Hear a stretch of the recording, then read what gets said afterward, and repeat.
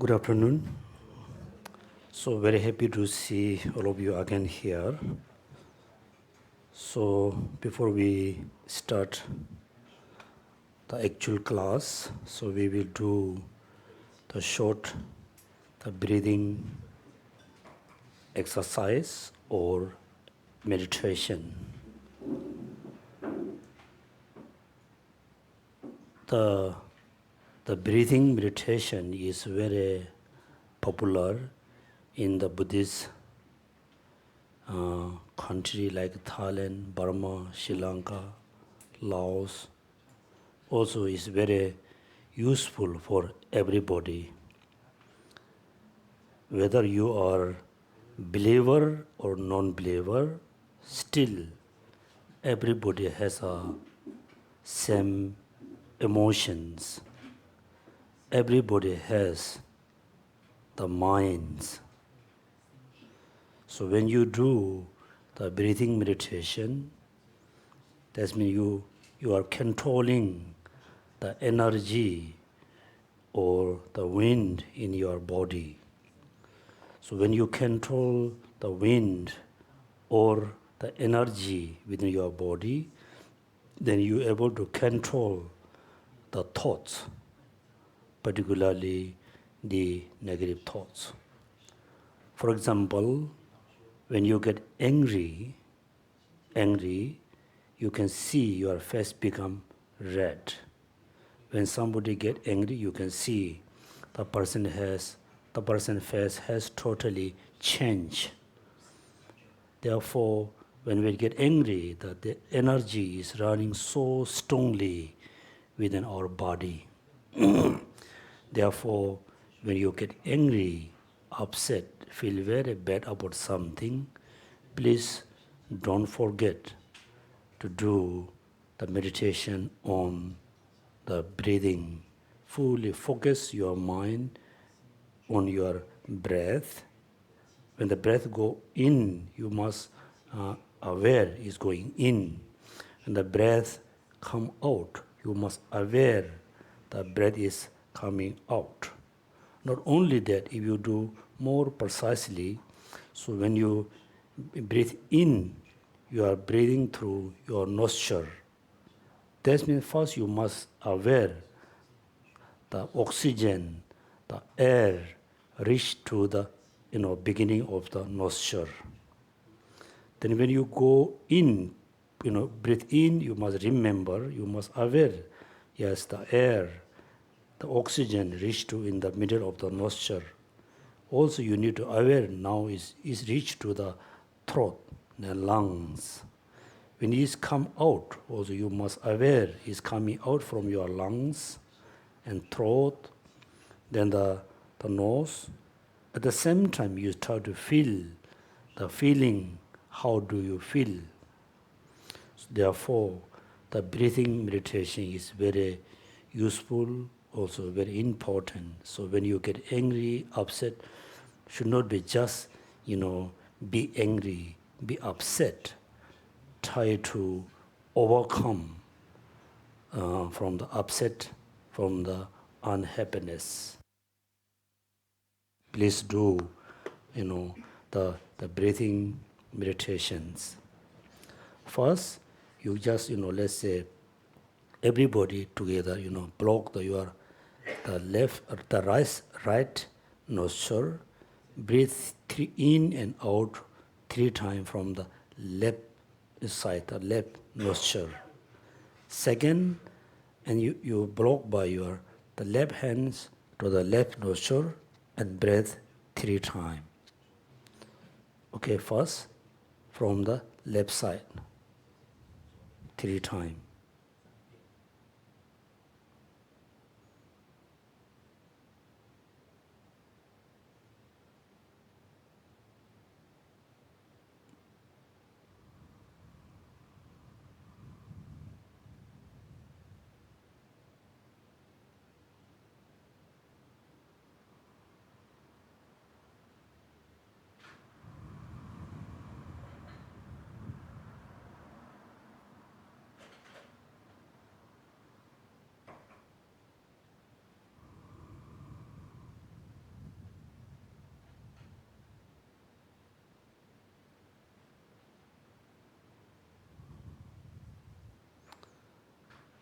Then next, with your left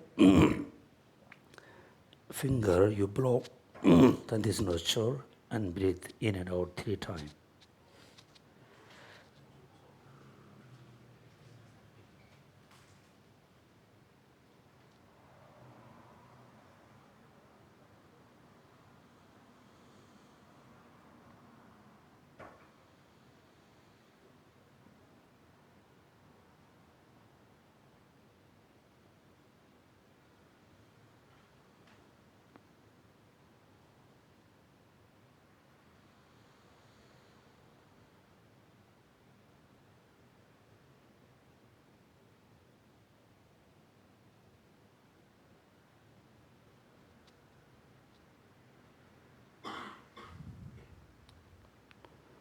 Now, 3 times from the both nostril.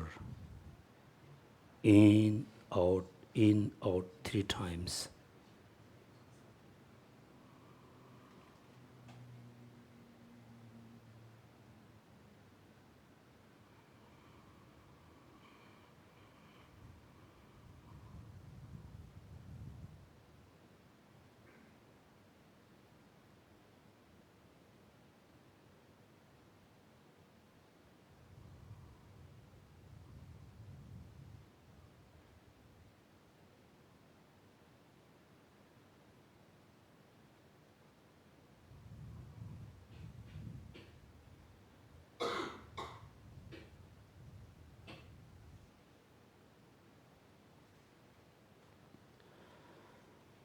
The next, you breathe in from your left and release from the right.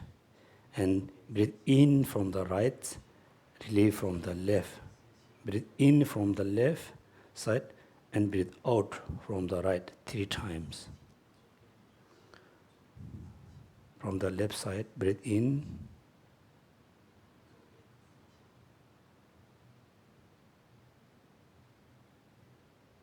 Then block the left and breathe out from the right.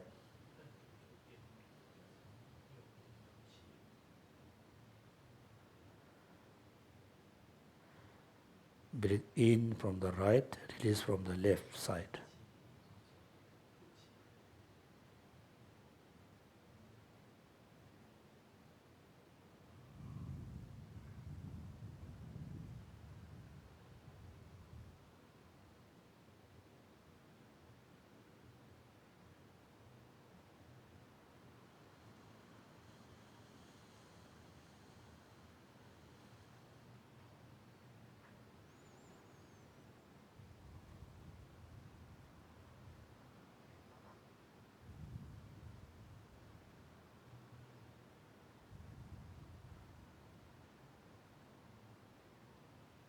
Okay, the last, there are 3 very important the breathing exercise. So first, you breathe in fully. Make sure there's no any empty space for anymore for the oxygen. You fully fill the oxygen and air in your lungs and heart, and push up your chest. Make your lower stomach totally empty, so you can hold the oxygen in your heart and lungs as much as you can. So when you think I must release, I cannot hold anymore, then you release very slowly, gently, release everything, the oxygen, then your chest, stomach make very flat, very flat. So this one you can do any times, according to your time. You can do 3 times, 4 times, 5 times. It's very useful, very important to have healthy heart and lungs. Then the last one also, you fully breathe in, and your lungs, heart, stomach fully full with the oxygen. Then you push out your your belly, push out.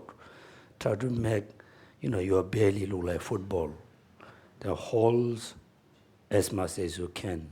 If you cannot, again, You release very slowly, gently. Then you allow part of in the belly, the stomach, make very flat. Almost, your belly almost touch to the rift. So do this one, 2 times.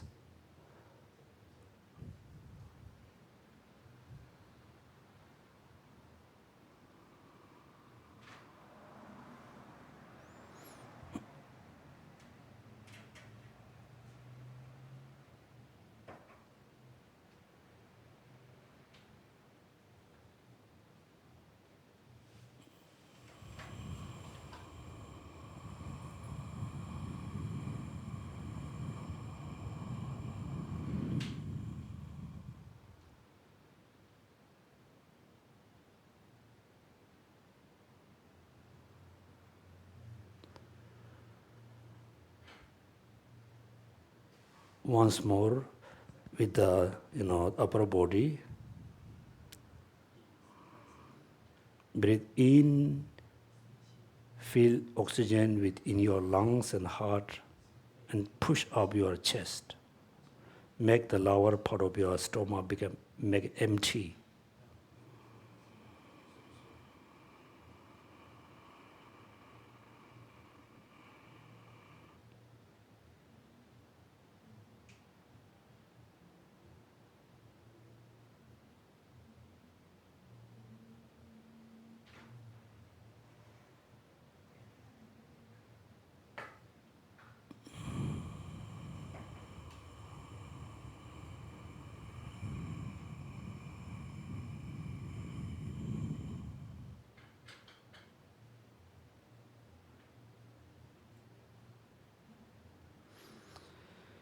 Next 2 times with around the, let's say, the belly.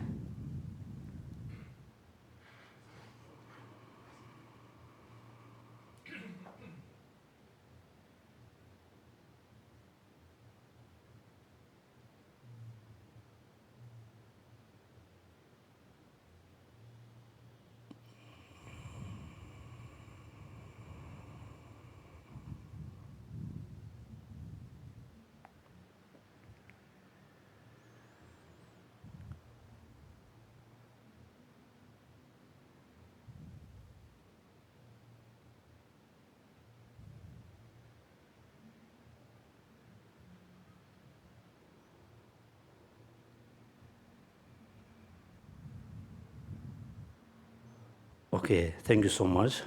So please, everybody, every day you do this kind of yoga is very useful. I have been doing this practice for more than, I think, 20 years. Actually, I'm quite healthy. Since I came to Singapore, it's been almost 6 years. For the 6 year, I need to take medicine only 2 times. One, we have a guest speaker, and when he came with a virus. So I got virus from him. Then I do not take the medicine. The second time now I'm taking some medicine because of the throat. Also, I think somehow I got virus. The slowly the virus turned into bacteria. Otherwise, I really don't have a headache, stomach ache, digestion problem, nothing, because I have been doing this exercise. Also, there's another, maybe 17 steps. So after I came back from India, so we can do all this exercise. I will teach you. There's a physical exercise, mental exercise. Also, there's a very good technique how to have the good memory. Somehow, have been meeting many Singaporean who has the bad memory. The memory is very weak. So there's a practice how to increase your memory. So before we start the new topic, I will review what we had talk in last Sunday.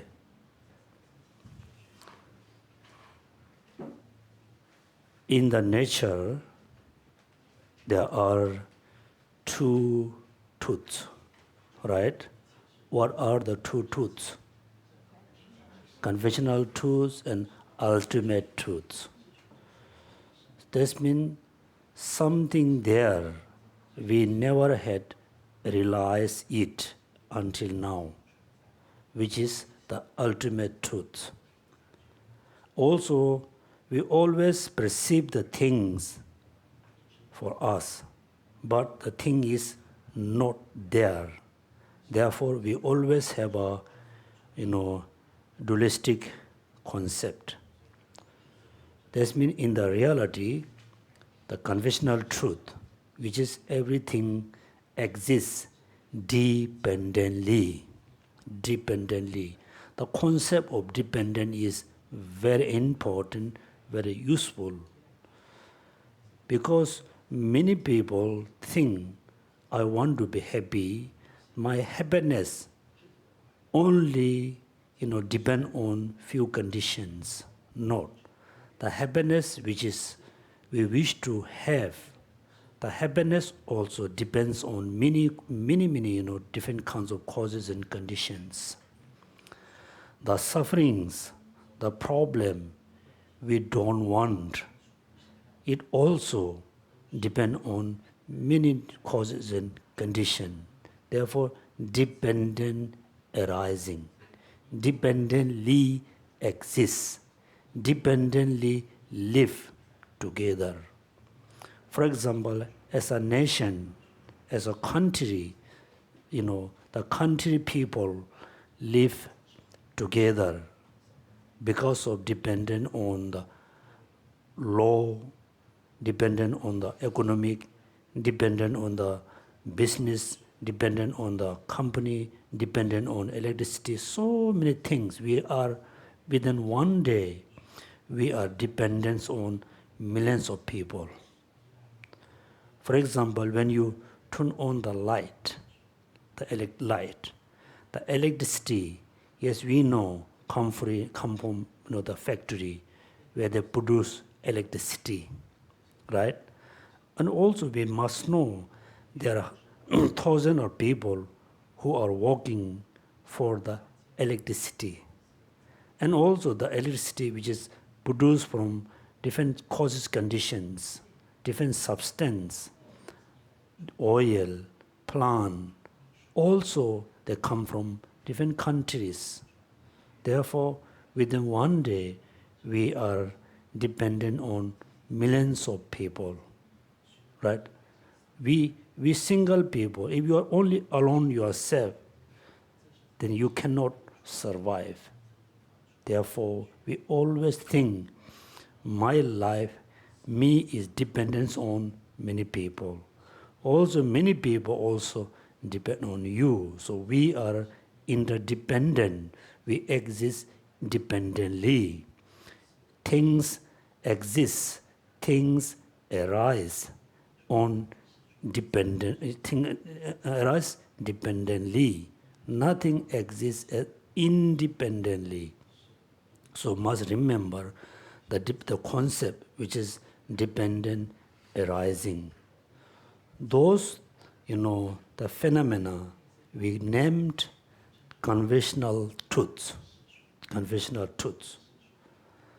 Then there's another, aspect, which is we call ultimate truth. That means things are exist dependently. Things are, arise dependently. The opposite, what is the opposite of the dependent? Independent. So independent is opposite of the dependent. Therefore, all phenomena exist dependently. That means all phenomena lack of independent existence, independent entity, independent natures. So, therefore, we haven't realized the emptiness. Therefore, we have the ignorance as a root, right? Ignorance is a root. Due to ignorance, then we have a attachment, then we have a desire, then we have a anger, hatred, all the negative thoughts we have. It is not, created by someone. It is arise based on ignorance. So when we realize the ultimate truth, then we able to cut the root of the problems and root of the sufferings, which is ignorance. The emptiness we call ultimate truth. In the reality, there are two truths: conventional truths, ultimate truths. Based on realize the conventional truth, then we realize things are dependently arise. My happiness is not, come from nowhere. It come from causes and conditions. So, when you realize the conventional truths, then you are always have to be very, aware. Should not engage into negative actions. Always try to engage into positive actions. Right? So when you have the negative actions, the negative action is act based on what? The negative motivation, negative thoughts. When you act negatively, the motivation is very negative. When the action arises, when the action comes into real action, the action is also very unpleasant actions, right? So therefore, when somebody has when you see, the person has a very negative reaction, negative action, then you should not act negatively. Because if you act negatively, then that moment there are true negative actions, true negative motivations. Then the environment got strong negative impact. Therefore, we feel very unhappy.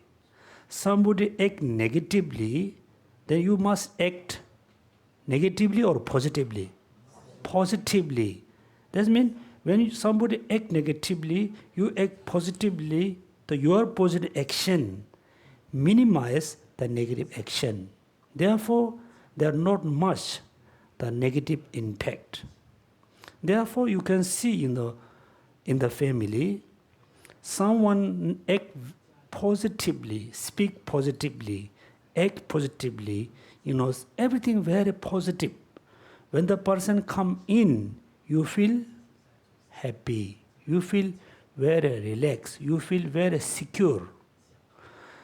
Within your family, someone act positively, everything so negatively, everything negative, the way of seeing, the way of acting, the way of thinking is very negative. When the person come in the room, you feel negative energy. You feel very scared. You feel very unpleasant. You feel very unhappy. Even though the person, doesn't say anything. When he or she walk in, you feel, You feel very, agitation. Therefore, you can see the impact of the negative actions. The negative act comes because of the negative motivation, right? For example, in the outside, in the inner outer world, when you make a lot of fire, what do you feel? Do you feel hot or cold? Hot. the hot. Because the hotness, the feel hot is come from the fire. If there's a more fire, the more hot. Right? Therefore, in the external world, we can see lot of fire, very hot. Lot of ice, snow is very cold. If there's a same kind of, degree, there's a hot, there's a cold, same degree, then you have a same feeling, neutral feeling. So this externally like that. Same thing we have a minds. If you have a lot of negative thoughts, then the negative thoughts become so strong. Then you wish to be happy, but you cannot be happy. Never ever you can be happy. If you have a lot of positive thoughts, if you have a positive thoughts, then you act positively. You speak positively. You have, positive achievement. Then you feel happy. Am I right? You feel happy. That means at the beginning, as a Buddhist, we must know we should not engage into negative actions. We always start to engage into positive actions. The positive action brings happiness. The negative action brings sufferings and problem. Therefore, so as the basic practice as a Buddhist, we must abandon the 10 negative actions, right? 10 negative actions. If you're able to, avoid, if you're able to stop to engage into 10 negative actions, then you are already become good Dharma practitioner. Because you are not killing any human being, also not killing any sentient beings. Right? Sentient beings. The killing is very bad. It's bad naturally. Because it is not, it's become negative because not again with the, it naturally is bad. Then some of your friends, some of your, neighbors, family, who always, work for the factory, which is every day kills, a lot of insects, fish, every day. If the person doesn't have any other option to have a job, then I can say there's no option, then the person continue the job in order to survive. But every evening when the person came back to home, then must have a do the purification. That means you should think, I know killings are very bad, but in order to survive, I need a money, I need a house, I need a job. Based on my capable, I can have only this job. I don't have any choice. I'm doing this only for my survive, for my family. But feel regret is no good. That the person killed the sentient beings or fish, whatever. In the evening, the person, reduce, eliminate the negative action based on the strong regret. Killing, right? Then stealing. Stealing, look at, of course, if you have enough everything, you don't need to steal anything. Generally, if you steal something, then people don't trust you. People don't trust you. Even though you have been, stealing something for a few years or a few months, yes, nobody doesn't know you are stealing, you are thief. Yeah, nobody doesn't know you you are stealing something, but you yourself feel very guilty. You yourself feel very unhappy. That's because naturally you are getting, punishment by yourself. So stealing is very bad. It's against with the Dharma, also it is against with the law. Right? Then third, the sexual misconduct. Having sexual, sexuality is nothing wrong, nothing bad. In order to, have a society, in order to have a, living in the society, we need a population. Otherwise, let's say, all Singaporean totally, stop to have a sexual. Then how we can protect our country? Within one generation, everything is finished. In order to protect our country, so we need a, next generation. So this having sexual is nothing wrong. Nothing wrong. It's a very natural, nor positive, neither negative. Right?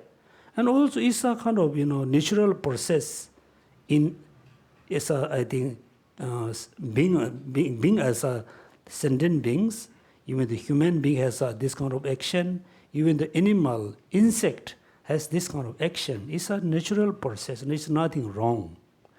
If you are married, if you have a wife, if you are a husband, then please stay with just one person. One person is good. If you always, is a married person, if you stay with just one person, then both of you can trust each other, right? Trust. Even though the husband go for long, like a kind of business trip for 1 month, 2 months, 1 year, the wife feel very comfortable. No worry, because my husband is very trustable. It's okay, he can stay overseas for 1 year. He's not going to do any wrong things. Also, wife goes for business trip for 1 week, 2 weeks, 3 weeks with the man. Also, you feel okay because your wife is very trustable, right? Therefore, if you are married, you should not have any physical relationship with anybody except your wife, except your husband. Because look at, in this day, in the ancient time, it's a different situation. We didn't have a divorce case. Very little, the divorce case. Now, the divorce case is really increasing. For example, I met not more than 300 people in Singapore. Within the 300, almost 100 people has this problem. Husband want to divorce, also wife wants to divorce because they cannot trust. Right? Therefore, if you are married, you should not have a physical relationships with anything else except your life partner. Then, if you are not married, then if you have a physical relationship with someone, I am not consider it is sexual. Is sexual? Is not misconduct. It's a kind of natural way. If you are married, then you should not do any relationship with someone else except your life partner. And if you have a vows, if you have taken the layperson vows, then I think you already have a commitments. I won't have any sexual relationship, or I will have only my chosen partner. Chosen partner, right? Number one. Number two, so if you go this kind of relationship, then is you accumulating negative actions because you are breaking the vows because you have a commitments, right? That means killing, stealing, and sexual misconduct is mainly performed through physical body. Then rest of thing, for example, lying, deceiving, this also no good. Because if you always lying, you are liar. Then people don't trust you. Therefore, in order to be happy, in order to have a happy life, we should not engage into 10 negative actions. Always try to have the positive actions. Mainly, you practice the 10 virtuous action. If you are able to practice the 10 virtuous action, then you already have the foundation to practice Dharma. All these practices also include into the conventional truths. Conventional truths. So, based on realizing the two truths, then there will be a Sangha. Right now, everybody, very ordinary person. Through our effort, when we realize emptiness, meditate on emptiness for many years, then slowly, doesn't matter you are, lay person or full audience, you become Sangha. Sangha. Right? Sangha. Then I hope you remember, Sanghas are look like what? Look like nurse, doctor, medicine, and nurse. Within the three jewels, Sangha is look like nurse. Then, when you become Sangha, within the three jewels, when you become Sangha, you already have the Dharma, the pure Dharma, which is the mind realize emptiness. You already have the renunciation. You already have the great compassion. All these practices we name path. Path to what? Path to enlightenment. Right? Then, through your practice of emptiness, great compassion, renunciation, for six perfections, you practice many years, then one day, then you become Arahat or you become a Buddha. Buddha. Therefore, according to Buddhist tradition, we believe all sentient beings can be Sangha because they have the potential to realize emptiness. Right? That means all sentient beings not can be Sangha, all sentient beings can be Buddha because they can realize emptiness, they can practice great compassion, they have the Buddha nature. Therefore, one day, all sentient beings can be Buddha. Therefore, we believe, all sentient beings can be free from suffering, can be Buddha. Therefore, when you take refuge into Sangha, you should not just believe into Sangha, also you, you yourself wish to be Sangha. Sangha not necessarily to be ordinance, not necessarily to be monks and nuns.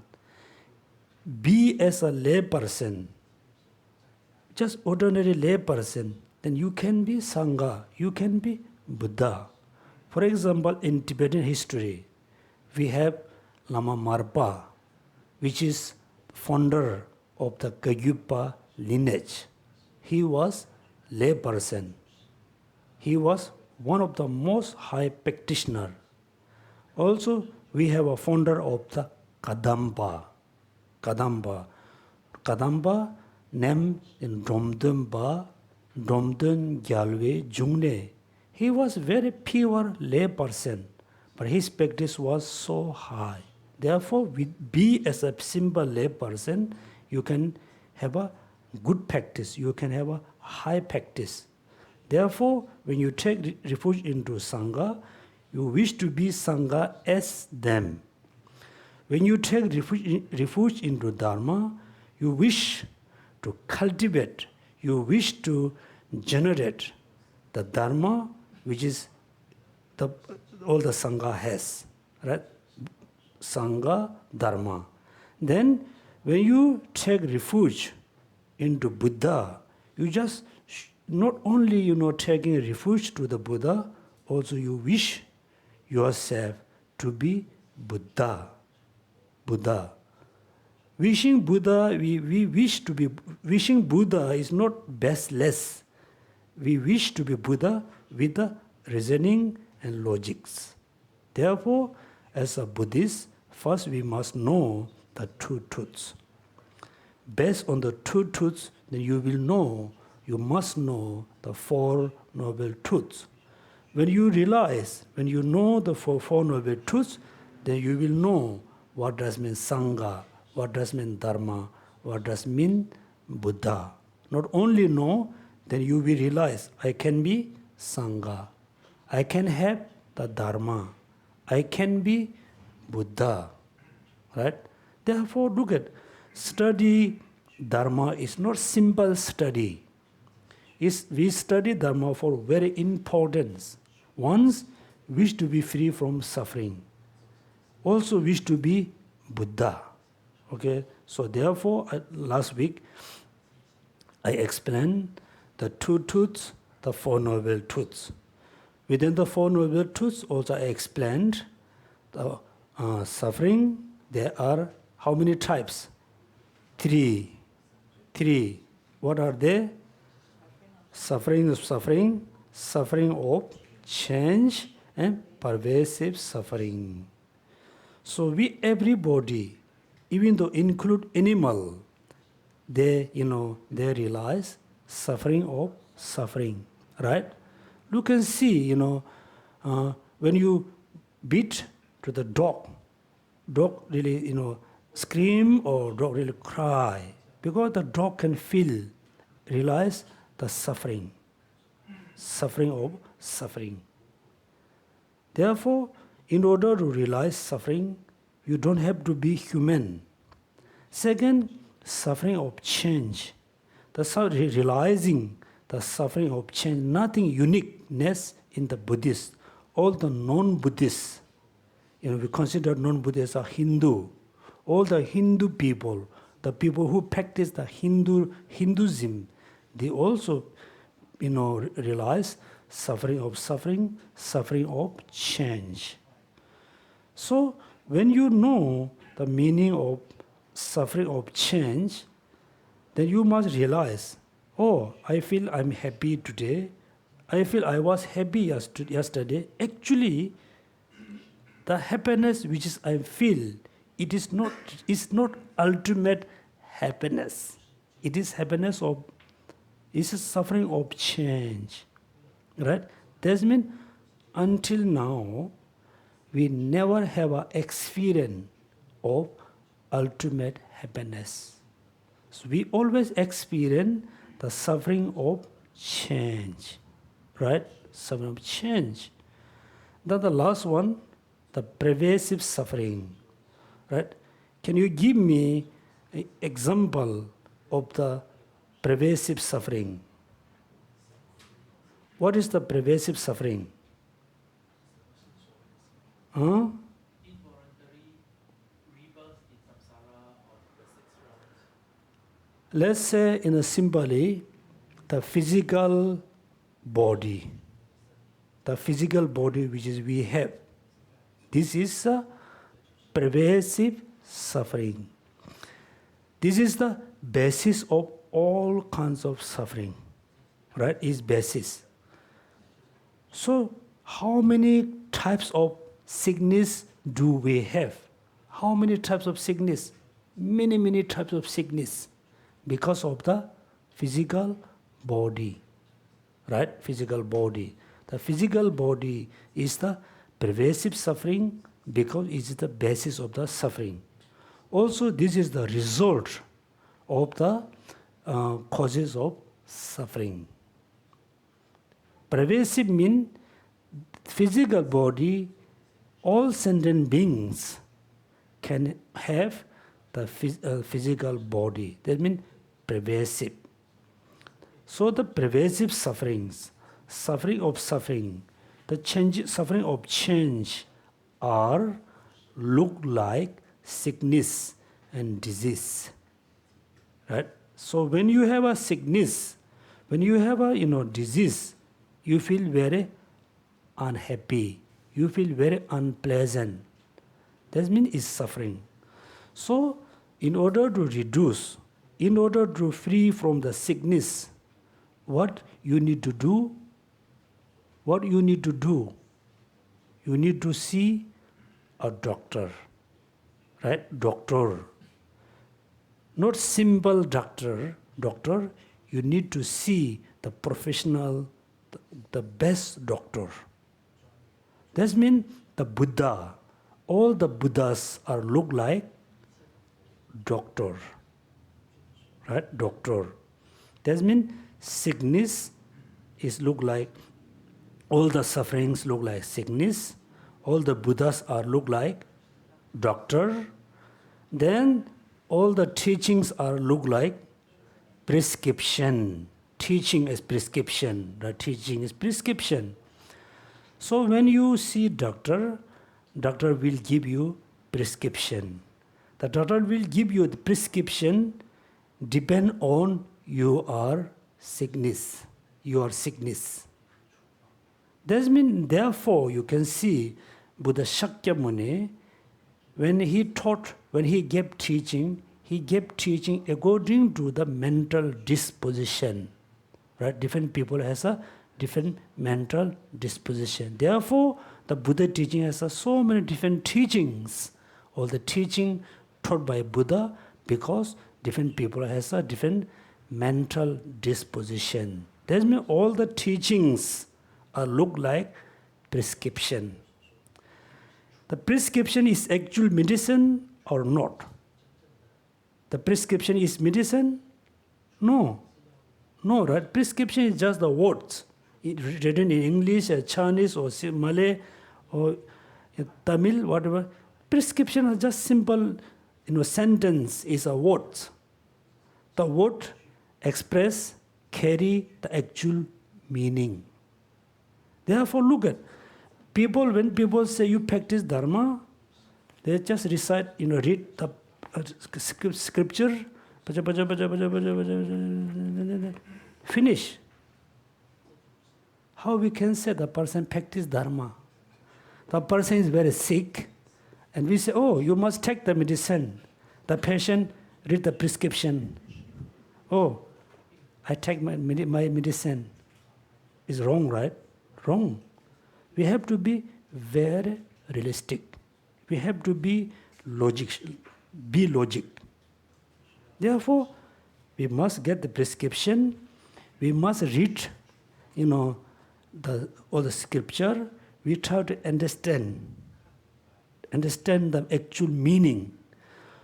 It's not enough to understood, to be understood. We must apply. Understanding compassion, very easy. We everybody know what does mean compassion, right? We everybody know what does mean patience, but we don't really apply the Dharma. Therefore, you must study, you must get the prescription, but must buy the medicine, and you must eat, take the medicine every day until fully recover from sickness. Therefore, Buddha teachings, all the master teachings look like prescription. Actual meaning, it look like the medicine. When you realize, when you understood the meaning, that means you have the medicine. Okay, you have the medicine. If you don't take the medicine, you cannot be cured. Yes, you know the meaning impermanence, you know the meaning emptiness, you know the great compassion. Then why you know compassion, why you are so angry? You know impermanence, why you are so attached? Why? Because you have the medicine, you haven't eaten the medicine. Right? Therefore, in Buddhist society, all Buddhist people, almost 90% Buddhist people has a problem, this problem, because they understood the meaning, they never apply. Therefore, I am Buddhist, yes, I am Buddhist. I study Dharma, yes, many years. How long? Many years. How come you are so angry person? Because I didn't take the medicine. I didn't apply the compassion. I know, but I don't practice compassion. That's why I'm angry. Do you realize impermanence? Do you understand impermanence? Yes, I know what does mean impermanence. Then how come your mind is so attached? Because you haven't practiced impermanence. Therefore, you must study, you must understand, you must apply. Right? Apply. Practice. So, therefore, you must remember why we need to practice Dharma. Because I want happiness. Okay? If somebody asks, why you went to TBC, why you went to, this center, that temple, what is your answer? For example, if I ask, why you came to TBC? Why? Why? Huh? To learn Dharma. No. Why you visit the doctor? I want to cure my sickness. Somebody asks, why you did go to TBC? Why you did go to this temple, that temple? You must say, I want happiness. I want happiness. Therefore, I want to learn Dharma. Right? I want happiness. Therefore, I want to learn Dharma. Not only learning, I want to practice Dharma. Number one, practice Dharma. Then, how long you need to practice Dharma? How many times you need to practice Dharma? How long? One day? 1 year? 10 years? How long?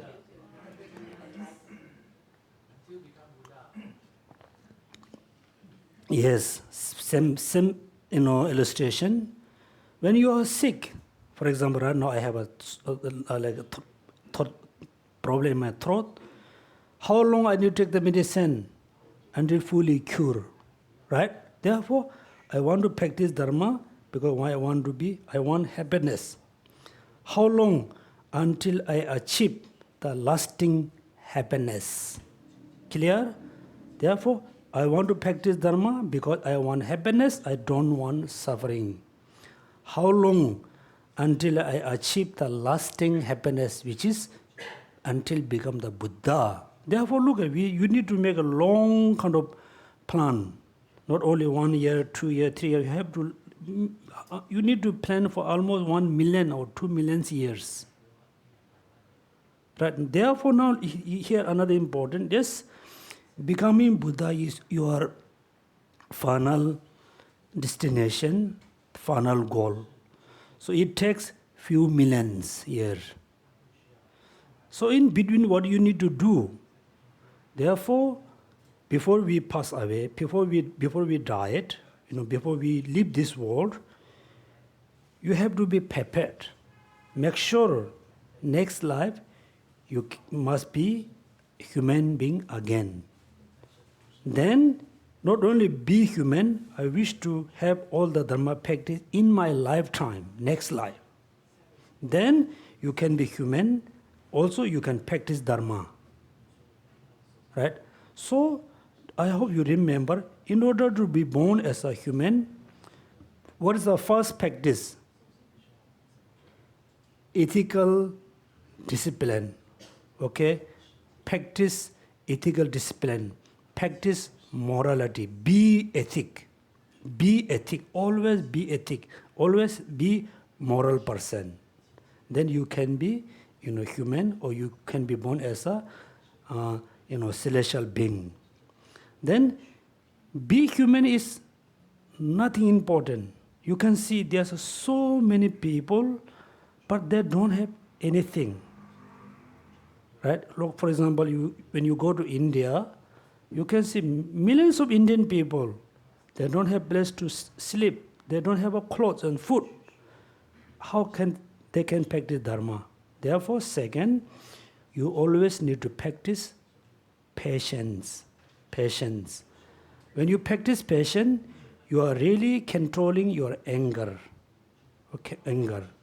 So therefore, until you become Buddha, you need to practice Dharma. Therefore, you continuously have to take a rebirth as a human or celestial being. Then you can practice Dharma continuously. Then one day you can be Buddha. Right? Therefore, the Four Noble Truths, all sufferings, look like the sickness.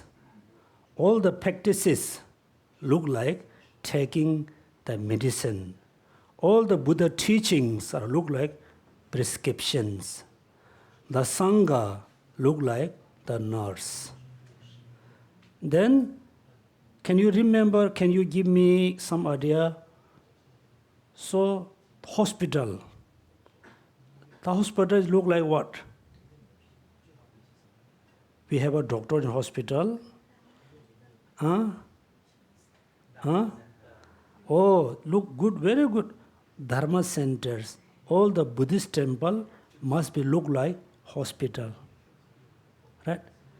Hospital means whoever come to the temple, come to center, they come to learn Dharma. Through learning Dharma, then they can reduce all the negative thoughts. Then become a Buddha. Therefore, also traditionally, so temple mainly for Hindu. Temple. We have a different name, right? Hindu temple. Christian church. Jewish synagogue. Right? Synagogue. Then Muslim mosque. Buddhist monastery, nunnery, temple is totally wrong concept. All Buddhist, the learning center, we must call Buddhist Vihara. Therefore, we say Buddh Vihar, right? When you go to pilgrimage, we say Bihar. Buddh Vihar. Vihara means learning center, study center, practice center. All the temples are not the place for worship. Place for study, practice, learning. Therefore, all the temples, in all the Buddhist kind of center, all the Buddhist monastery, nunneries, whatever, everything must be look like hospital. Then we are all sentient beings look like patients. So we have a physical sickness. Yes, the physical sickness you have, I don't have. I have, you don't have. The physical sickness is dependent on the people. The anger sickness, everybody has the anger. Everybody has an attachment. Everybody has ignorance, right? And anger, there's no differences between Buddhist anger and non-Buddhist anger. Anger is anger. It looks like poison. Anger is poison. It's eaten by Buddhist, eaten by Hindu, eaten by a Muslim, that people get sick. People will die. Therefore, look at all the negative thoughts are always be negative thoughts for everybody. Buddhist, non-Buddhist, believer, non-believer. Therefore, the Buddhist teaching, that all the Buddhist practice, all the teaching look like universe practice. Because anger is universe. Everybody has. Attachment is universe. Everybody has. Therefore, we should not really, discriminate. Oh, I am Buddhist. Those are not Buddhist. We are religious. those are not religious. We should not discriminate. We should think we are same. I have anger, he or she has anger. I have attachment, they have attachment. I want happiness, they want also happiness. I don't want suffering, they also don't want suffering. Right? Therefore, all the Buddhist center, it has a different name, must look like hospital, we are look like patients, we have all kinds of sickness, mainly emotional sickness. Therefore, all the practice mainly apply, mainly used for curing the negative thoughts. Therefore, when you woke up in the morning, even though when you burn incense, I confused because one day someone walked in and said, I want to burn chopstick. I thought, we don't have a wooden chopstick. They cannot burn the plastic chopstick. I said, what? I want to burn chopstick. I really didn't understand this. They want to burn incense, right? When you burn incense, first you think, I'm going to burn this incense. I'm going to offer the aroma, all the Buddhas and Bodhisattvas, in order to realize emptiness, in order to practice the Dharma, in order to become a Buddha, right? Whatever you make offering, even you offer one piece of biscuits on your altar, you must offer in order to realize emptiness, for becoming Buddha, to benefit all sentient beings, to reduce all the negative thoughts. If you are able to reduce your negative thoughts, then you no need to separate prayer to be happy, right? If you don't have a negative thoughts, you are already very happy person.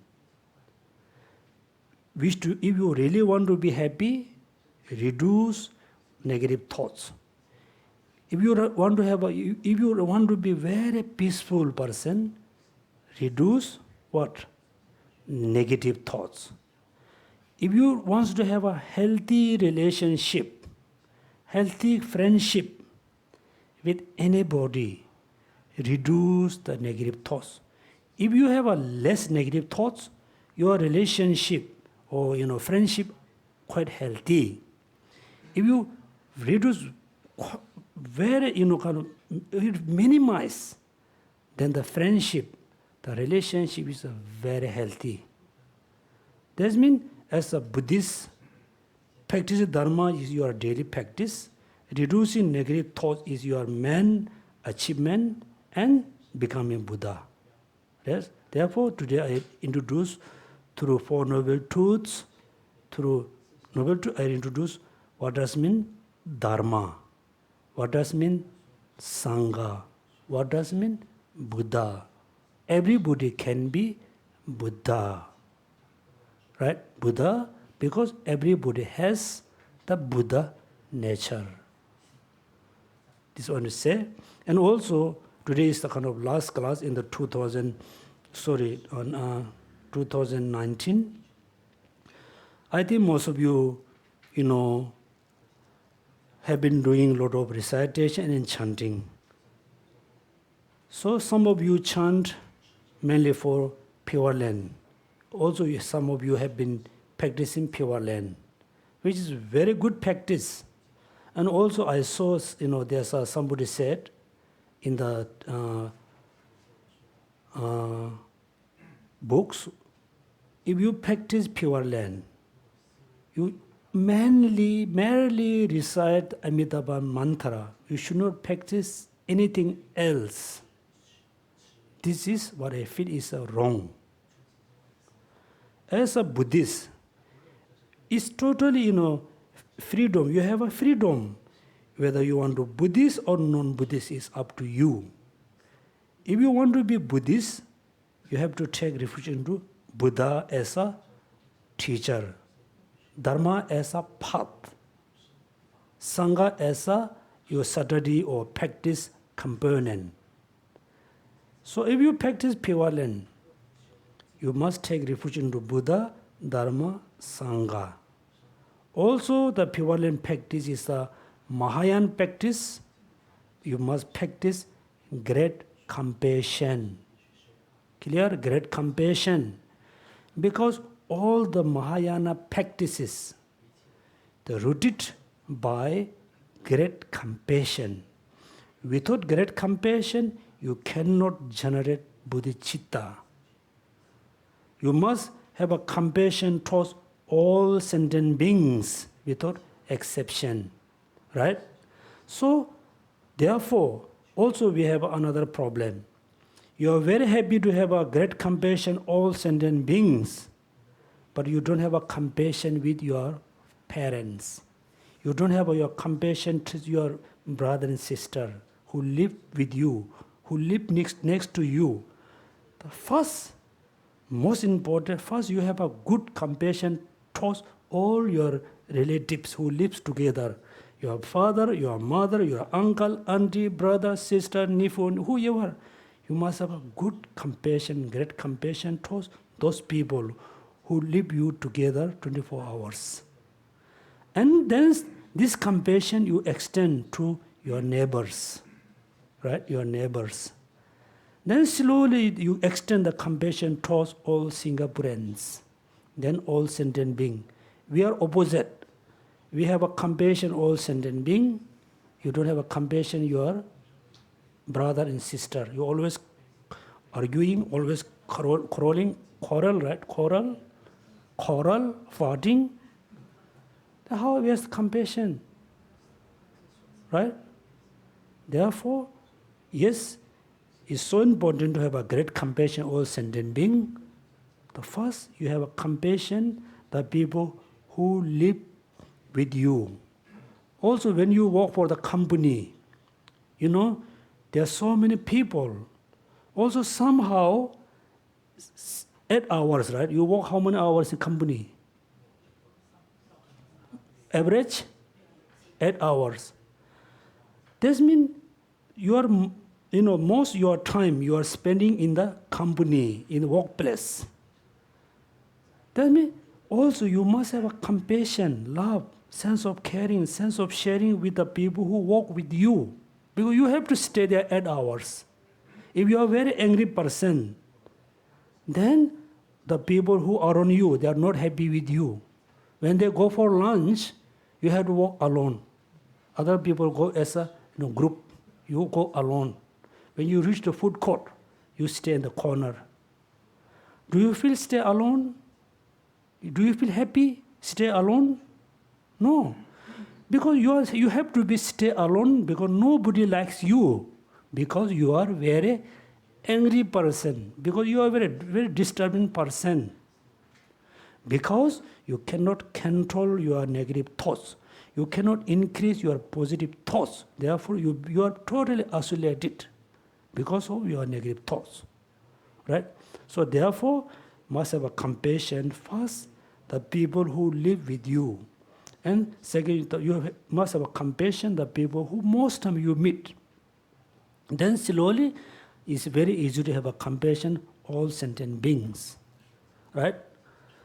Therefore, the people who practice Pure Land practice, first you must know the meaning of Buddha, Dharma, Sangha, and take refuge into Buddha as a teacher, Dharma as a path, Sangha as your study or practice component. Then you must practice great compassion, then bodhicitta. Then within this practice, taking refuge, great compassion, bodhicitta. Then when you recite Om Ami Devashi, this is become really pure land practice. Okay, so therefore many people, reciting mantras. I think many people has a mala. If you have a mala, it's good. If you don't have a mala, still okay, you can recite mantra. If you have a mala, then you need to know how to move the beads. Okay? So you use the mala by right hand. If you're doing the practice in order to achieve something, in order to receive something, you must count the mala beads in like this, look, count in. For example, I want to practice compassion. in order to benefit all sentient beings. Therefore, I want to practice compassion. That means you just recite mantra Om Mani Padme Hum, whereas silently in like this, in. Then someday you recite the mantra in order to give a benefit for others. For example, your friend sick, or one of your family is very sick. You want to do practice for them. That time you recite the money piece out like this. That means you are giving to someone. Give out. Also, number 2, you are sick. You want to recover. You want to free from the sickness. Then also you recite the mantra in order to recover the sickness. Also out. Out. Just put Om Mani Padme Hum, Om Mani Padme out, like out. That means you imagine all the sickness, disease is coming out. Is removing from your body out. That means you know how to count in, why, how, why out, why in. Okay, in. Then actually, why we need to use mala? When you recite mantra, why you need mala? Huh? Yes, counting. Mainly counting, because when you do retreat, for example, so this year we will do the Yamantaka retreat for 10 days. It's very serious, retreat. You have to hit the number. Therefore, you need a mala. Then you know how many times, how many numbers you hit. If you don't need to count the number, should not use mala. You visualize. Visualize the Buddha, medicine Buddha, Manjushri, Amita.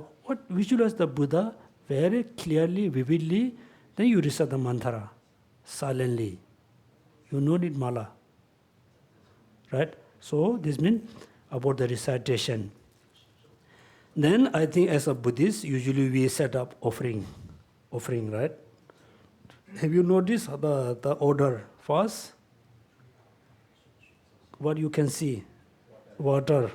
Let's say, water, then flower, then incense, then light, then water, then fruits. This is the correct order, okay? So when you set up offer, you must start from you're facing this way from your left side. Start from water, first one water, second also water, then flower, then incense, then light, then water, and fruits. If you don't have enough place to set up everything, then you can, put one another.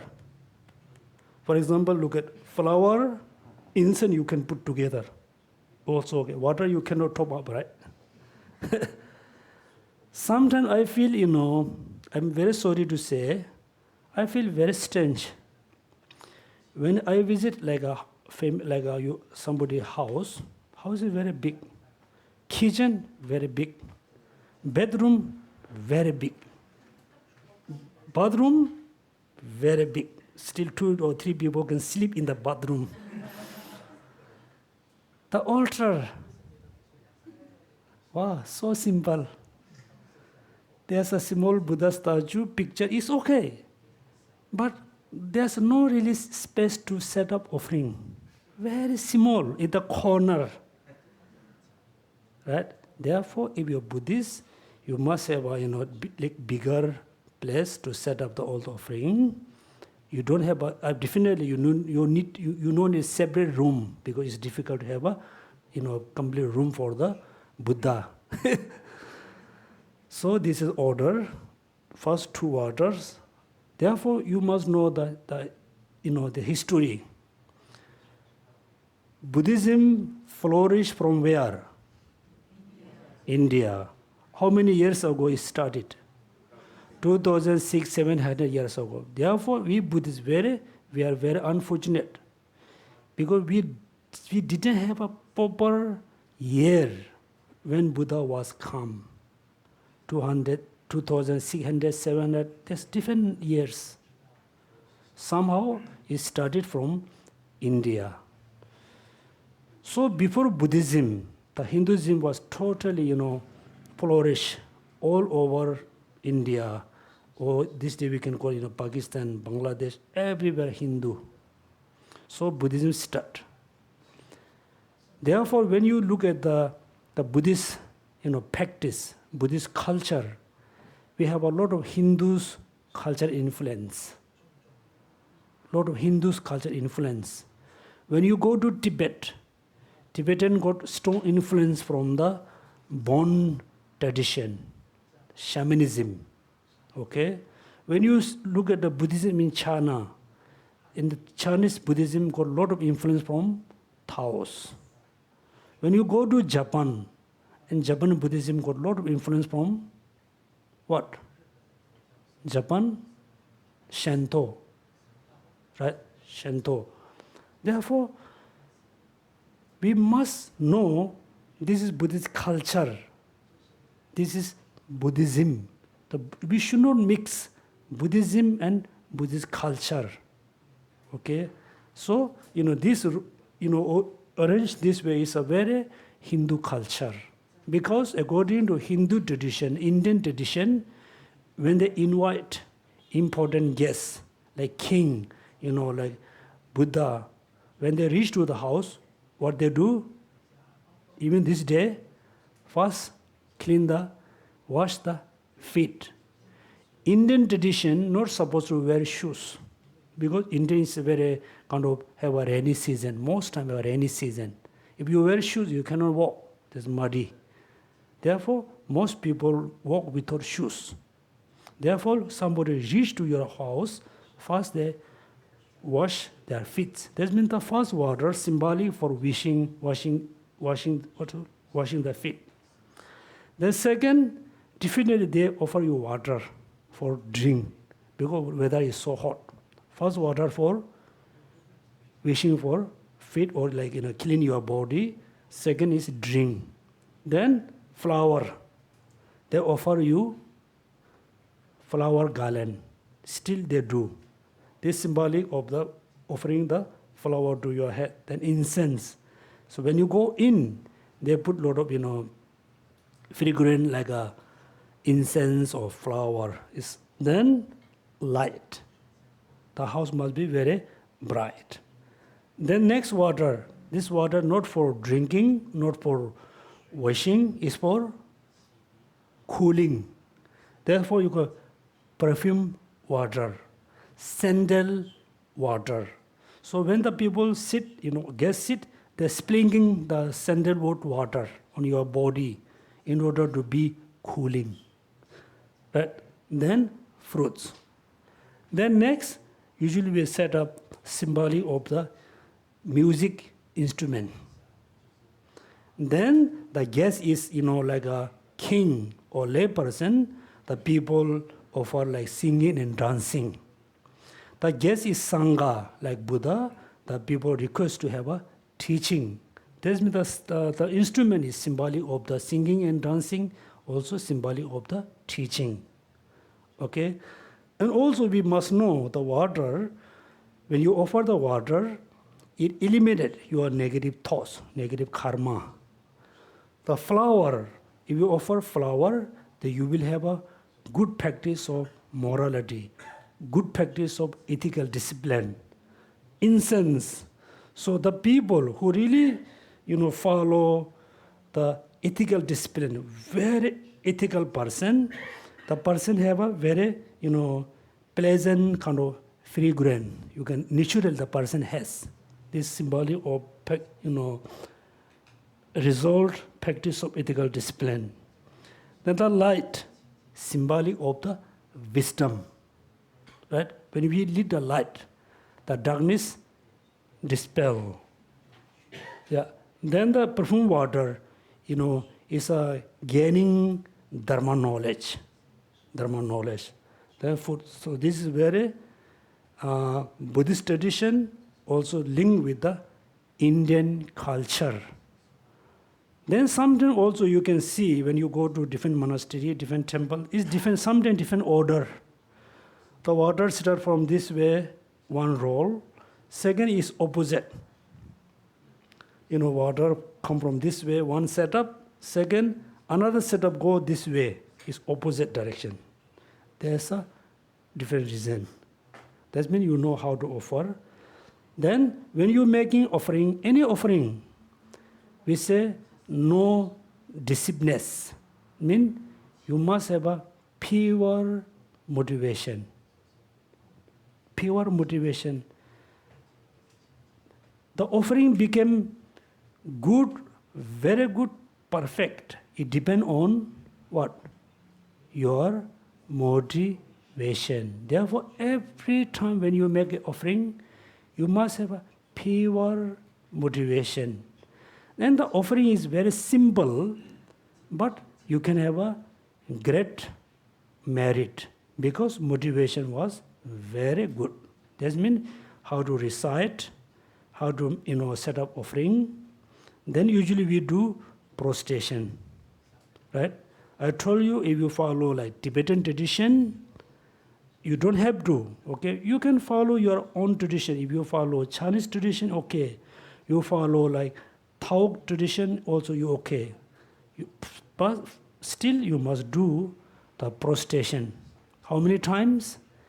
3 times in the morning, 3 times in the evening before you go to bed. Why 3 times in the morning? You must remember Buddha, Dharma, Sangha. I will take refuge to the Buddha in order to become myself, be Buddha, in order to benefit all sentient beings. I take refuge I prostrate to the Dharma in order to cultivate Dharma in my mind. I do the prostration to the Sangha in order to become me as them. Right?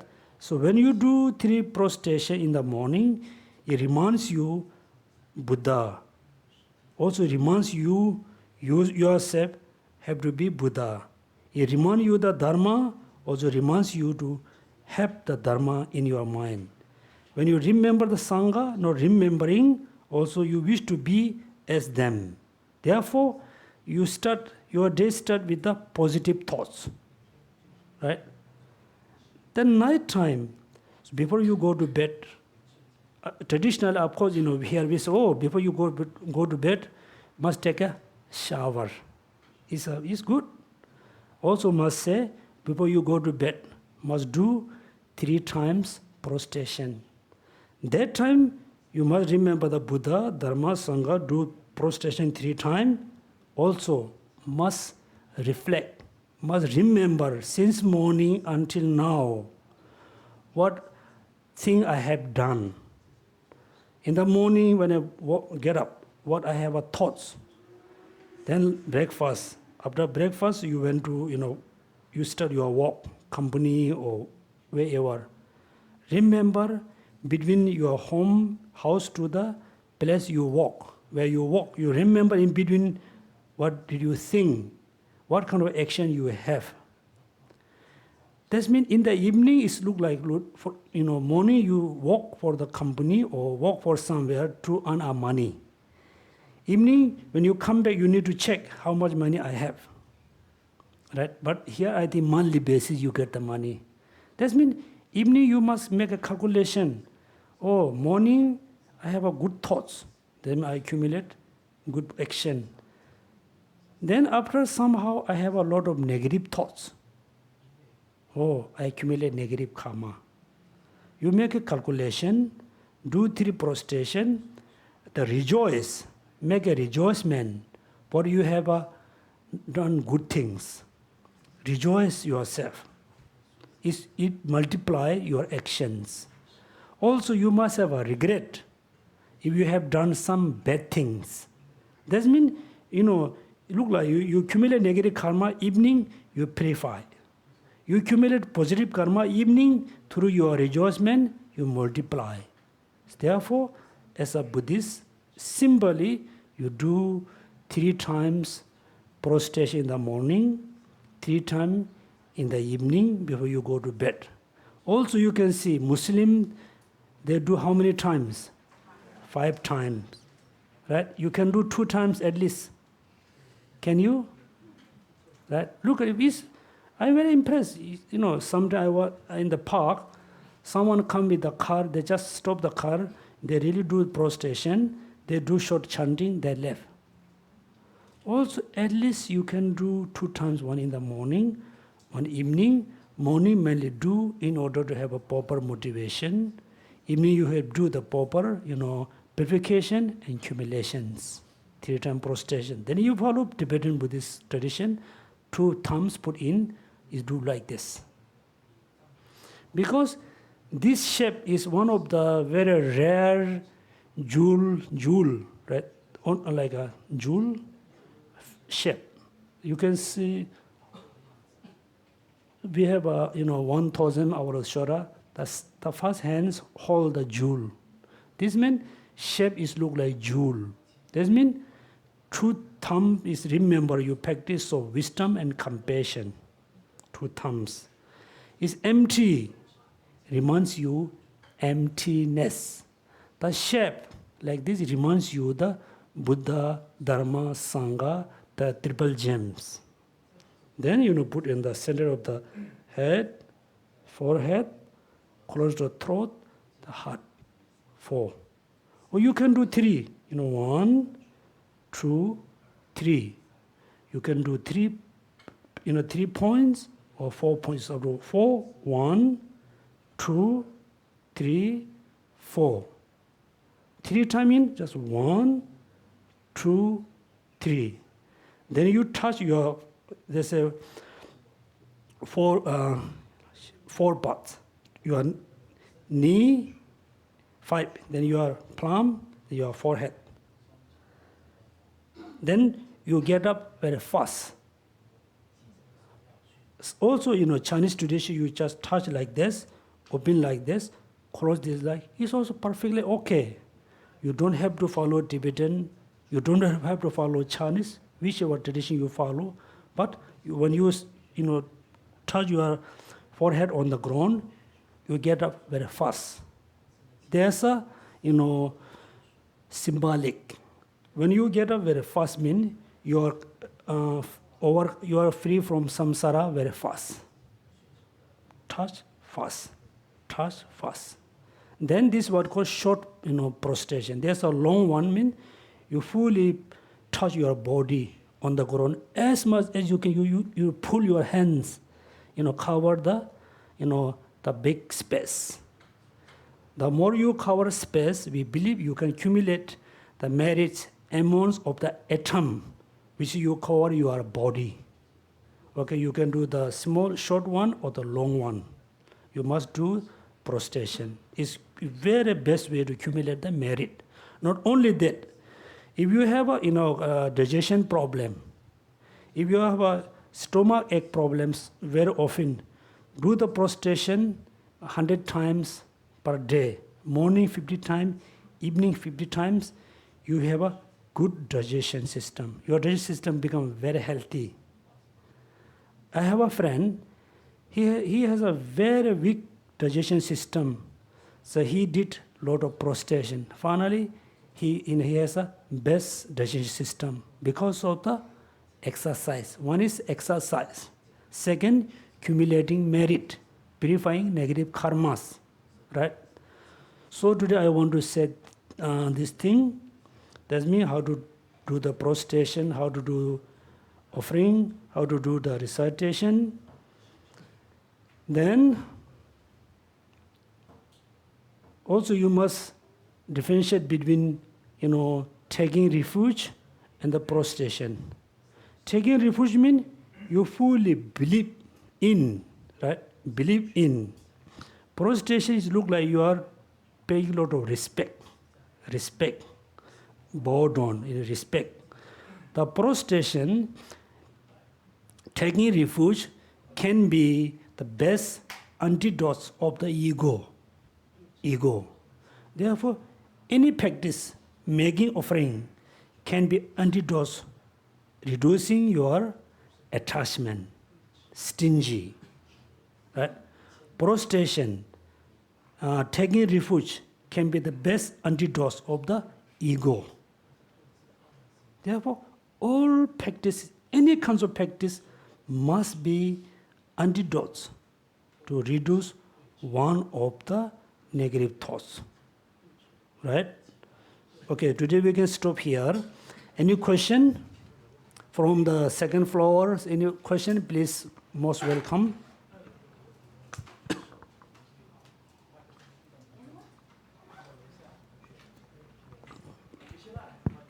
Mm-hmm.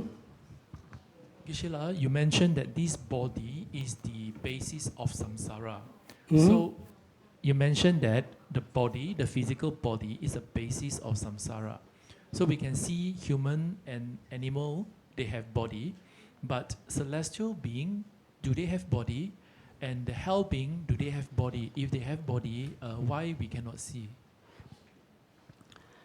Yeah, actually, I said, the physical body is the pervasive suffering. That means all sentient beings have the physical body.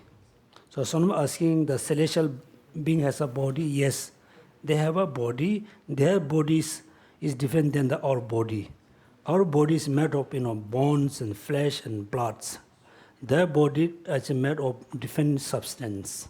Yes, and hell being hungry ghost has a physical body. So now asking if they have a body, why we cannot see? What is your answer? Your answer? Different migration. Yes. Any answer? If he asks, if hungry ghost, in hell being has a physical body, why we cannot see? Why we cannot see? Different dimension? Yes. My answer is very simple. We live in the human realms. We are not in the hell realms. Therefore, we cannot see. If you go there, if you really go there, you can see it. So far, we haven't go there. I hope we won't. I hope we can see. Yes. Also, yes, hungry ghosts. They don't have a particular, the realms. Singapore, because you have the electricity, light everywhere. Everywhere. You cannot see the fire in the night. You cannot see, you have a light everywhere. If you go like a McRitchie, right, McRitchie, then maybe you can see in the forest there's a fire in the night time. Usually you cannot see because you have a light everywhere. If you go Himalaya, like Tibet, like Ladakh, so when I was 16 years old, we didn't have electricity. It's very interesting. That time there wasn't electricity. We used just simple like this kind of light. This light can illuminate the whole house. Everybody can, use one light, can see, read and write. Very illuminates. Now we need to put how many lights? City no enough, we put the table lamp. Because we spoil our eyes vision. We totally spoiled our eyes vision. That time in 1980, like 1970s, you cannot believe. For example, from my house to the next kind of village has maybe 3-4 kilometers. Night time, through the moonlight, we can see people is walking there. Because we have a good eyesight, because we don't have a lot of electricity. Then there's no full moon, it's totally darkness. Sometimes you can see, the fire is moving somewhere. It's moving fire. People, we know it's not the ghost, because hungry ghosts. The hungry ghosts, the beings are so hungry. Really, they fire their mouth. Therefore, you can see night time. Yes, therefore, yes, we can see hungry ghosts, but we cannot see the hell being because we are not there yet. We will go somehow, right? Yes. Any question? From the second floor?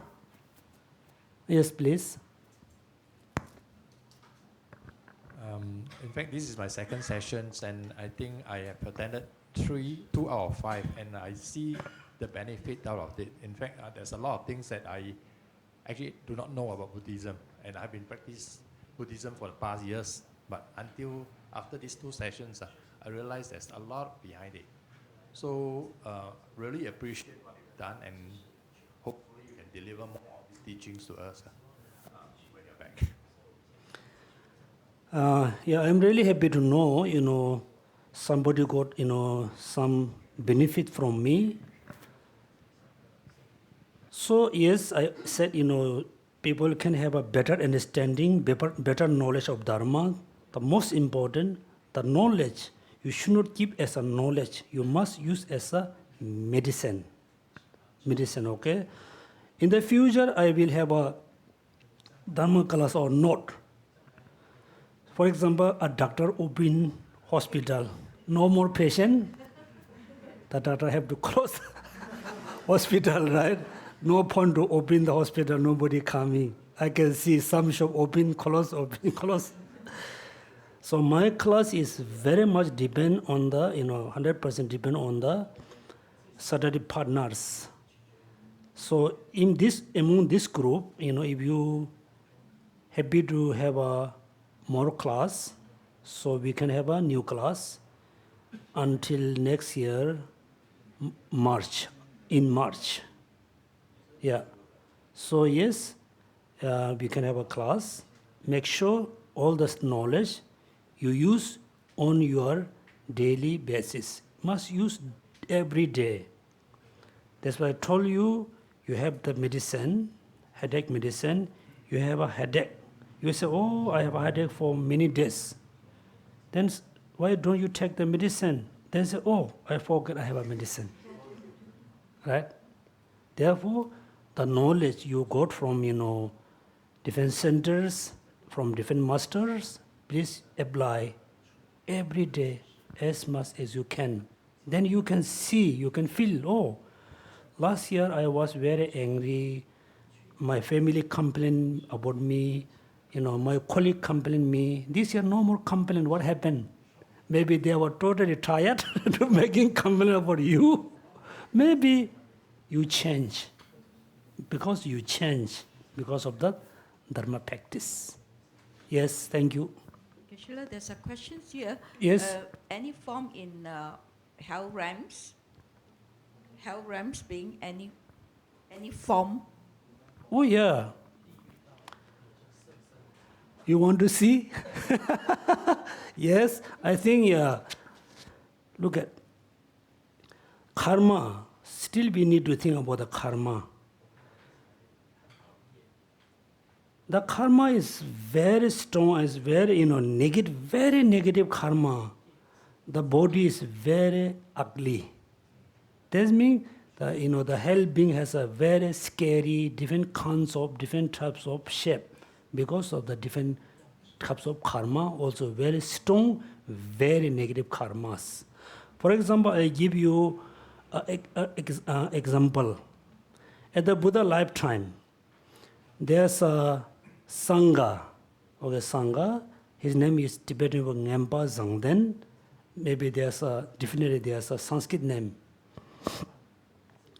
Then, when the devotees, the lay people come to the temple, going around the temple with the temple, the Buddhist vihar, they hear the beautiful voice, very beautiful, very nice voice. Then everybody want to see the monk because he has a beautiful voice. Everybody want to see. The monk say, better don't see. Better don't see. They say, no, I want to see. Somebody went to see him. He has a very ugly body. Body is very ugly, even you cannot see. The voice is so beautiful. What happened? In his previous life, he accumulated, like a karma, which is born as a human, but he didn't practice patience. That's why physical body is very ugly. How come he has a beautiful voice? In previous life, he offered simple bell, a simple bell, one of the stupa. Then the bell moved by the wind, as they always have a sound. That reason he got beautiful voice.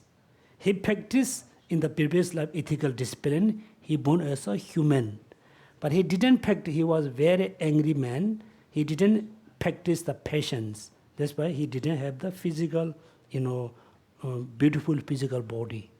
Yes, therefore the hungry ghost has a hell being has a many different kinds of physical body because of the different kinds of negative karmas.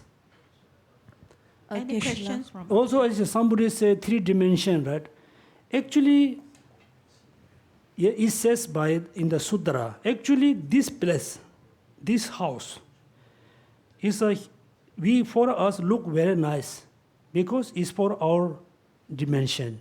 As a human, we have born as human. We have a human karma. We can see it's nice. Maybe same place, this place can be shared with the hungry ghosts. For them, there's no air condition, only fire from that feels so hot. Or this place can be shared with the hungry ghosts, hell being. One place can be shared with the 6 realms. Because summertime, usually weather is very hot, right? Very hot. But hell being, the summer sun is very cold because of the karma.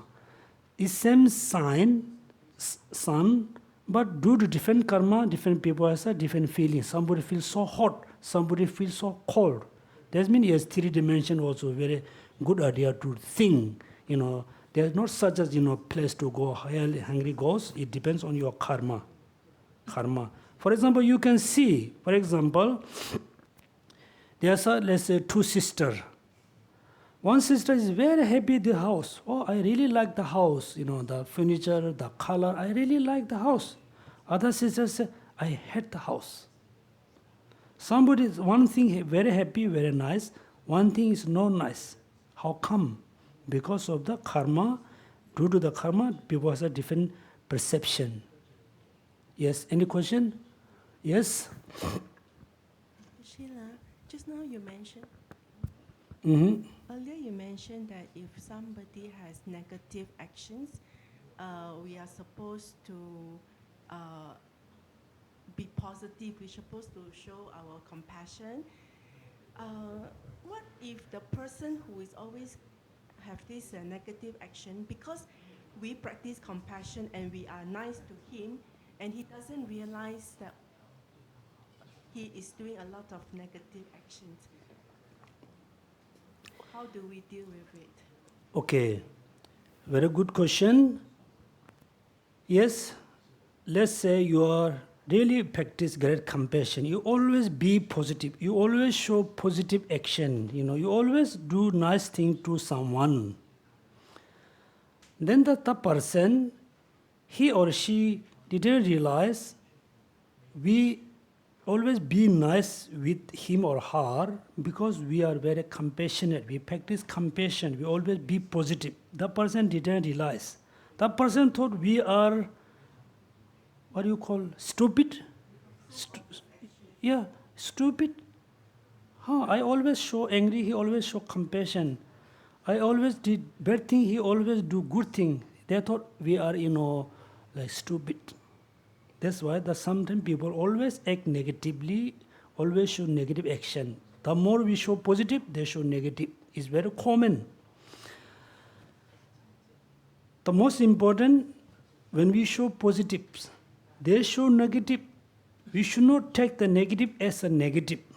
It's my experience. When I go for a walk, I can see, I told you the story, right? Many people lost the direction.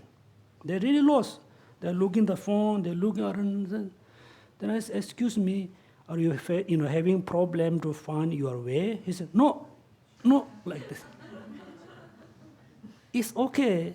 My responsibility, show the path. If they don't want, when they show like this kind of action, I didn't get angry. Instead of getting angry, I feel sorry. They really don't understand, the compassion. Look at right now, this day look like there's not really, it's very strange. We really don't know what will happen after 20 years, 30 years, 50 years. We really don't know what will be look like. Therefore, when you show positive, they show negative, you must realize the negative thoughts. You should not get angry, upset with the person. You should think, the negative thoughts, the angry is very bad. I should not it arise in my mind. For example, you met someone, somebody told, oh, I have this sickness, this disease, because I ate durian. Right? When you heard, oh, he or she got very serious illness because of the durian, next time when you see durian, you feel, I don't want to eat. Because you can see the durian is very bad. Therefore, you should not criticize, you should not get angry the person, realize the negative thoughts is very bad. I don't want to arise making negative thoughts. It's very common. When you show positive, they show negative, you should not be discouraged. You should think, doesn't matter what reaction towards me, I always be positive. And also, if be positive, then you always be positive. I told you, it's very common. People always take advantage from you. You are very positive, you are very compassionate. They ask you more. Then finally you become like a slave for the person. This means compassion with the wisdom. For example, you didn't do any wrong thing. The people criticize. Oh, you did wrong, don't. Then you say, you must reply. You must respond. You must have an argument without having angry, without having hatred. So no. This. You must explain. You always be quiet, then people think you really done bad things. Yes? Okay? Geshe, you have mentioned that actually hell beings also have form, right? And in the desire realm or human realm, okay, they do reside also, yeah. So if that's the case, will there be ever, if there is any chances of a human seeing a hell being? Or vice versa? I don't think so. Human will not go to hell realm, maybe after death. I think this day we have a very powerful camera. We can put a powerful camera and see the hungry animal beings and hell beings. I told you, related to the question, I will tell you a story.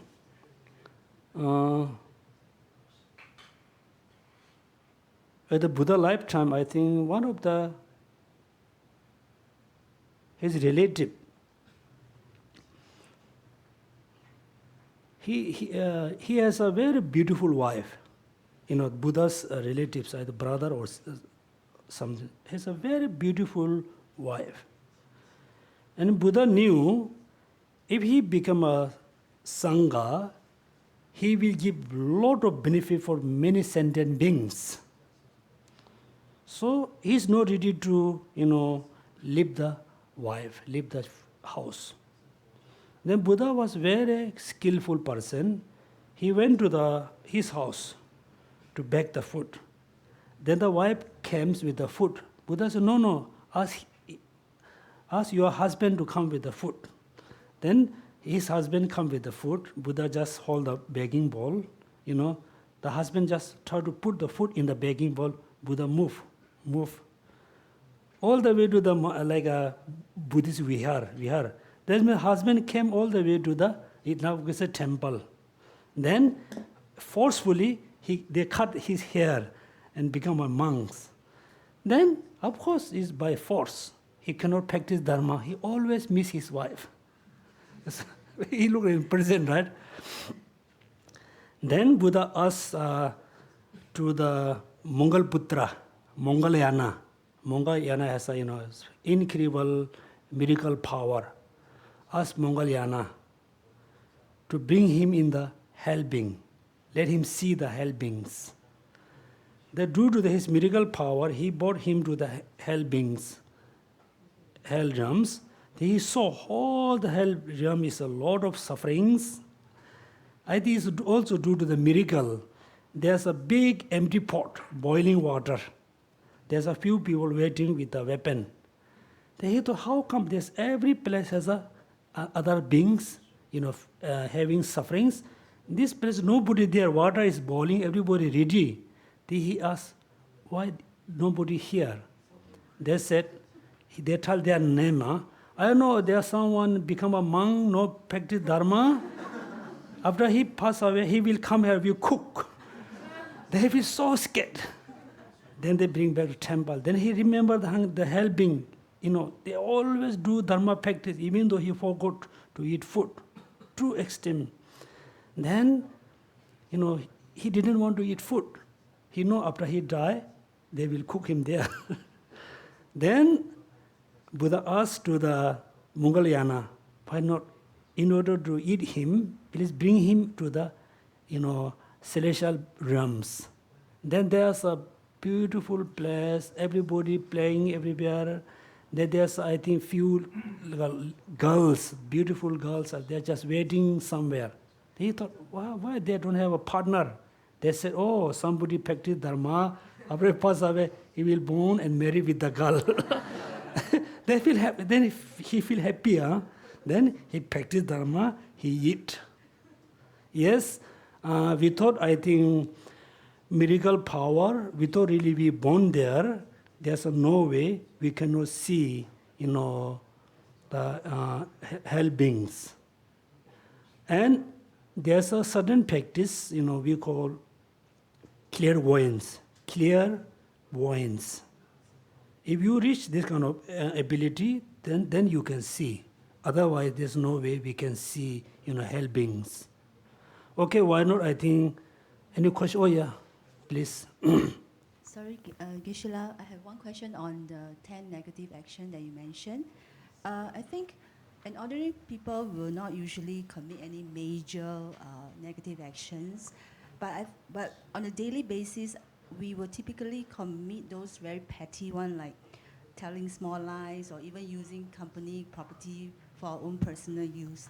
So I was just wondering how such action will actually affect us in long run. Does it even actually adverse our chance of rebirthing as a human being in our next life? For example, first, we really need to know very precisely, very detailedly. Little negative action produce negative result. Little positive action produce the positive action. You really need to know very detailedly, precisely how the act, negative action and positive action detailedly. Once you really understood very detailedly, then you won't use the company property, you not use these things. Because if you simply believe in karma, if you are not that precise, that detail, you didn't have a detailed knowledge about the karma, yes, this I think this day very common. People use the property, company property. Also, people use the company name. Also, their father or mother is very high officer, high ranking people. They use their name. They take a lot of advantage. It depends on how they can get impact. Is very much depend on the motivation. Again, motivation. Is the negative motivation is so strong, yet the short term or long term they get a lot of bad impact. The motivation is very neutral, it can say very simple motivation, and even though they're using company property, they use some company name, father or mother or name, yes, they get little negative action, not that strong because of the motivation. And also look at lying and the excuse is different. For example, let's say usually you woke up 6 o'clock. Somehow you woke up 6:30 due to have a heavy sleeping. Then you reach to the company place a bit late. Actually, you didn't say, "Oh, I'm so sorry, I fall asleep." You say, "Oh, so sorry, the traffic is very bad." Right? This excuse is not. You are not really lying because you're not really deceiving. You're not trying to get something because you don't want to lose your job. You're just making excuse. Is not lying. For example, the story, right? The hunter chasing the deer. So you are on the mountain side somewhere. You know the deer is calm and they went to the left side. Then after the hunter come, they ask, "Can you see the deer?" You say, "Oh, maybe you can say, oh, I didn't see it." Oh, yeah, I saw, but it went that way. The hunter go that way. Because that time you are not lying. You are doing some kind of excuse in order to save the deer life. Not only that, in order to save the person accumulating negative karma. Therefore, we should not mix up excuse and lying. Lying means I want to achieve something, right? For example, say I'm a sangha, I'm a geshe. Somebody come to TBC, say, "Oh, I have this problem. Can you see any problem? Can you see kind of ghost? Can you see some spirit who is harming me?" Then I thought, "Oh, I will get some money." Then I say, yeah, I saw the spirit around you. This. Right? That means I'm really lying. Because my motivation is get money. This lying is no excuse, is really lying. You say, "Oh, traffic was very bad. My car is break down on the way." Those are excuse, not really lying. Yeah, therefore you should not mix up excuse and lying. Okay? Okay, so today we stop here. And also, so New Year is very soon. So people has a very high expectation, or New Year will come, then you think you have a new life. You should not think this way. When the New Year comes, there's nothing new. The sun, the moon, the boss, the company, the house, everything is old, nothing new. Actually, we don't have a physical new things. For example, when you buy the iPhone, oh, this is very new. The phone actually produced somewhere 6 months ago, not that new. When you buy new furniture, we say it's a very new. It's not really new. It's produced again a few months, 1 year, 2 years ago. Yes, physically, we don't have it's impossible to have a totally new. But mentally, you can have a totally new thing. For example, you've been, being negative person for many years. When New Year come, you should think, "Oh, I've been, negative person for many years. Since New Year's, I want to be positive person. I want to have a positive thoughts." Every day you have a new thoughts. Is it possible? So you should think, if you've been negative person, since New Year's, I want to be positive. Until now, you have been doing sort of nonsense thing, lot of nonsense thing. You should think, since New Year, I won't do all the nonsense thing. I will do only good things. Or until now, you have a lot of enemies, enemies or dislike person. You should think, since New Year's, I want to be friend with all the dislike person. Then you have a, Happy New Year, then you have a good years. If you don't change your mind, there's no positive changing your mind, then we celebrate how many New Year? Tibetan New Year, Chinese New Year, Malay New Year, Hindu New Year, Christian New Year. 1 year has a many New Years, but they are nothing new. Right? Therefore, please change yourself. Be positive. Reduce all the negative things. Have a lot of positive things. Then you can have a happy year, happy New Year, also have a healthy life. Okay? So thank you so much. Geshe, talk about new and old. If you realize subtle impermanence, everything arises every moment, which means we always have new things because everything newly arises every moment. Okay, also a very good question. What Sonam says, if we realize subtle impermanence, everything arises momentarily. First moment come, first moment has gone, second moment come. That means look like everything is new. When we say new, there's two concepts. It's a common concept, uncommon concept. Commonly, for example, when you buy, the spoiled bread. Yes, the spoiled bread arises every moment. In the philosophical view, it's new. In the common view, it's not new. So when we say new and old, beauty and ugly, we are talking about based on the common sense. We are not talking about from the philosophical point of view. Yes, Sonam? Yes, commonly is old, philosophical view is new. Okay, thank you so much.